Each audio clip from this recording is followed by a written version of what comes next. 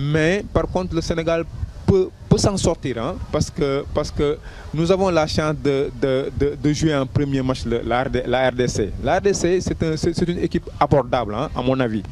Ouais, parce que qui a le même niveau que le Sénégal. Hein, c'est peut-être l'équipe sur laquelle peut-être on pourra passer. Oui, moi je pense bien, hein, parce que moi je pense que le Sénégal peut s'en sortir, hein, pour son premier match contre la RDC. Si on arrive à bien négocier ce match, on peut s'en sortir et attaquer le deuxième match contre l'Afrique du Sud et terminer sur le pays organisateur. Je pense que le Sénégal peut négocier ces matchs pour ne pas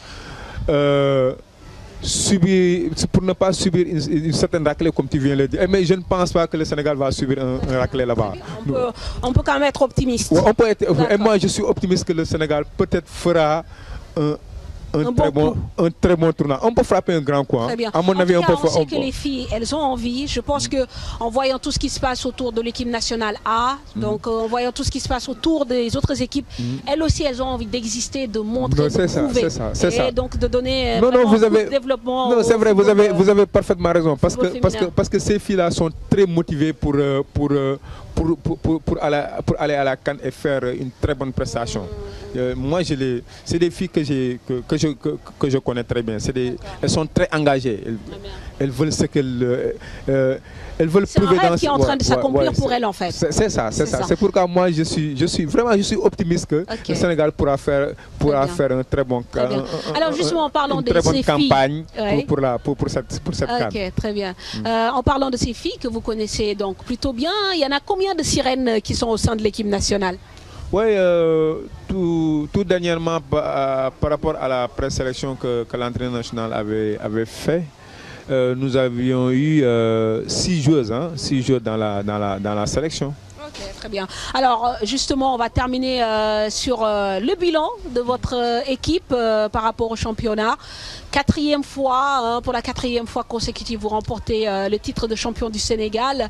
Le bilan, il est forcément positif, Pape Laye. Oui, mais vraiment, c'est positif parce que dans la mesure où chaque année, nous jouons les premiers rôles dans ce football féminin. Et que Sirène, comme vous le savez si bien, c'est l'équipe la plus titrée du football féminin. Et que chaque année, nous, notre objectif, c'est d'aller loin, au moins de gagner un trophée majeur. Et je pense que cette année aussi, on a encore réalisé ça en gagnant encore le championnat pour la 4e année consécutive. Et d'être aussi l'équipe la plus titrée au niveau du championnat national qu'on a gagné 9 fois sur 11 championnats. Moi, je pense que vraiment le bilan a été très positif. D'accord, mais justement, en parlant d'ambition, vous n'envisagez pas d'aller un jour titiller un peu les compétitions africaines ou... Si, ouais? nous, par exemple, moi je dis que par rapport aux perspectives, hein, il faut que... Je pense que c'est un travail qui devait se faire avant au niveau de la Fédération sénégalaise de football. Parce que vous prenez l'exemple d'une équipe comme Sirène qui n'a plus rien à prouver sur le plan local. Hein, doit par exemple pouvoir peut-être participer dans l'avenir à des compétitions interclubs en Afrique. C'est-à-dire peut-être on peut commencer par un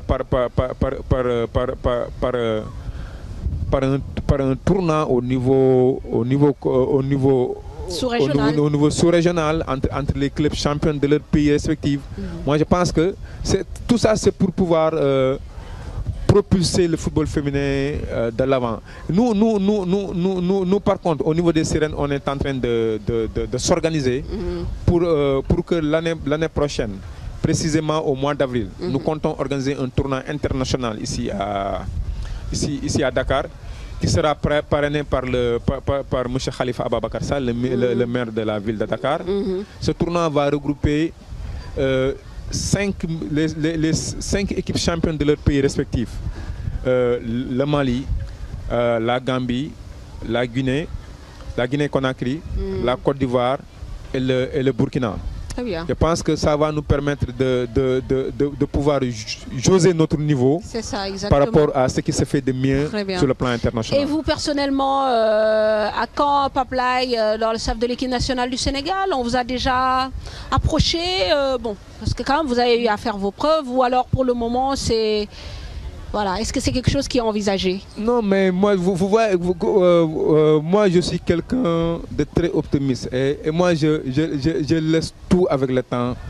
Moi, je suis quelqu'un, je me dis, je reste dans mon coin, je fais mon boulot comme je l'entends. Et Dieu merci, par rapport à ce boulot-là, je remercie le bon Dieu parce que les résultats sont là pour couronner le travail que je fais au niveau de mon club et surtout de ce football féminin qui m'a poussé à aller s'entraîner en dehors du pays.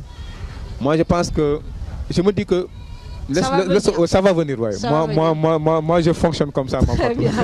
En tout cas, merci d'avoir répondu à cette invitation pour commenter un peu l'actualité du football féminin. Comme je vous le disais, la phase finale approche à grands pas. Le 28 octobre, le Sénégal va participer pour la première fois à une Coupe d'Afrique des Nations donc, de football féminin. On leur souhaite évidemment bonne chance, Pape-Laye. Merci à vous. Alors, pour vous accompagner, je vous propose de faire le tour de l'Afrique. Vous le savez, nous sommes à 2 semaines des matchs décisifs donc pour la qualification à la CAN 2013. Les entraîneurs sont en train un peu de livrer leur liste un peu partout en Afrique, que ce soit au Cameroun avec le retour annoncé de Samuel Eto'o. Au Sénégal, on a observé le retour d'un défenseur comme Ablaye Ba. Alors je vous propose de voyager en Afrique avec Cheikh Tidiane Diao. Des changements, il y en a eu dans les listes des différentes sélections africaines pour la dernière phase des éliminatoires de la CAN 2013. Au Sénégal, c'est pratiquement le même groupe qui va tenter de renverser la Côte d'Ivoire, à l'exception d'Issiardia et de Kader Mangane. On notera les arrivées de Saliou-Ciss et Zarko Touré de l'équipe olympique de Londres 2012. Sabri Lamouchi, lui, n'a pas encore livré sa liste. Toutefois, le doute persiste sur la participation de Salomon Kalou, blessé avec son club de Lille. Le Cameroun, battu 2-0 au Cap-Vert, peut compter sur la présence de Samuel Eto'o fils, mais aussi des anciens que sont Jean de Makoun, Pierre Ouomé, Achille Emana, Modeste Mbami, Mohamedou Idrissou et Pierre-Achille Webo. Pour ce match couperé, Jean-Paul Lacono s'est passé des services d'Assou Ekoto. Le Ghana